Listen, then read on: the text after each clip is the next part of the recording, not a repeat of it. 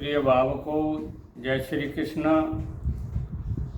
आज मैं आपको जिन जातकी की कुंडली में कर्क लगन होती है उनके बारे में बता रहा हूँ कि उनको काल सर्प दोष का प्रभाव कैसे कम होगा और कैसे उनका पूरा होगा। देखिए, कर्क लगन वाले जातकों की कुंडली में अगर लग्न में शुक्र है और साथ में चंद्रमा है या दोनों अलग अलग हैं, यानी लग्न में गुरु और चंद्रमा दोनों हो या एक ही हो, तो ये सर्वोत्तम योग होता है। इसमें काल सर्प दोष का प्रभाव नहीं पड़ता है। चौथे भाव में शुक्र हो या शनि हो या दोनों ग्रह हों तो भी काल सर्प दोष का प्रभाव नहीं होता है। देखिए, सातवें भाव में, सप्तम भाव में अगर मंगल है या शनि है या दोनों हैं तो भी काल सर्प दोष का प्रभाव नगण्य हो जाता है, ज़्यादा नहीं होता है।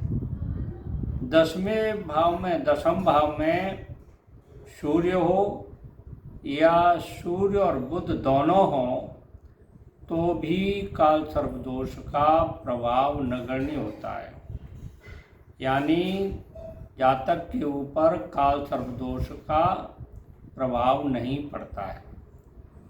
आपकी कुंडली में ही काल सर्प दोष के बचाव का कारण छिपा हुआ है।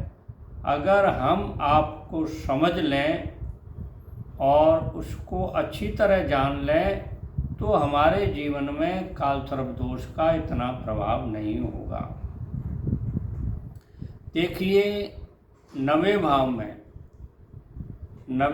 में गुरु चंद्र या दोनों नवें भाव में बैठे हों, गुरु और चंद्रमा, या गुरु और चंद्रमा केंद्र में बैठे हों, 1, 4, 7 और 10वें भाव में बैठे हों, या त्रिकोण में बैठे हों, 5 और 9 भाव में बैठे हों, तो भी काल सर्प दोष का प्रभाव नगण्य हो जाता है, बिल्कुल कम हो जाता है। और देखिए, दूसरे भाव में अगर सूर्य बैठा है और 11वें भाव में शुक्र बैठा है तो भी काल सर्प दोष का प्रभाव खत्म हो जाता है। मंगल और गुरु लगन या 10वें भाव में बैठे हों, मंगल और गुरु दोनों में से या तो लग्न में पहले भाव में या 10वें भाव में बैठे हों तो भी काल सर्प दोष का प्रभाव नहीं होता।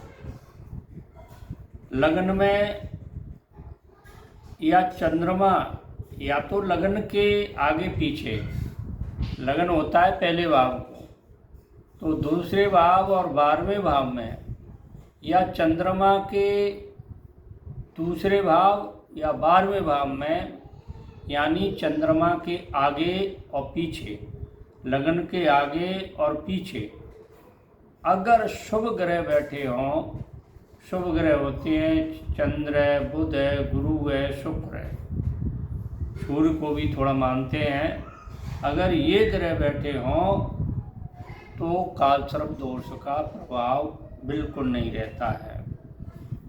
अब देखिए, 3 ग्रह या 3 से अधिक ग्रह कुंडली में मित्र राशि के बैठे हों, अपनी राशि के बैठे हों, मित्र राशि के बैठे हों तो भी काल सर्प दोष का प्रभाव नहीं रहता है। ये तो हर लग्न की कुंडली में आएगा। ये तो इस वजह से आपकी कुंडली में काल सर्प दोष नहीं होगा। काल सर्प दोष का प्रभाव अधिक कब हो जाता है, इसके बारे में थोड़ी जानकारी देना चाहूँगा आपको। अगर लग्न में मंगल हो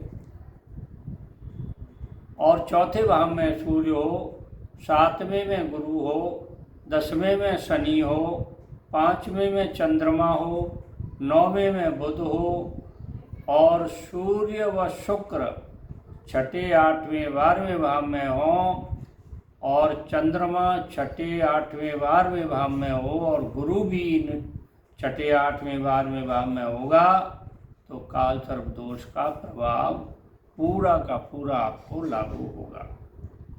तो देखिए, ये मैं आपको दुर्लभ जानकारी दे रहा हूँ। इस तरह की जानकारी ठीक है आपके समझ से परे होगी, परंतु जो ज्योतिष का काम करते हैं उनके लिए बहुत बड़ा लाभदायक है और जो ज्योतिष का थोड़ा ज्ञान जानते हैं उनके लिए भी बहुत लाभदायक है।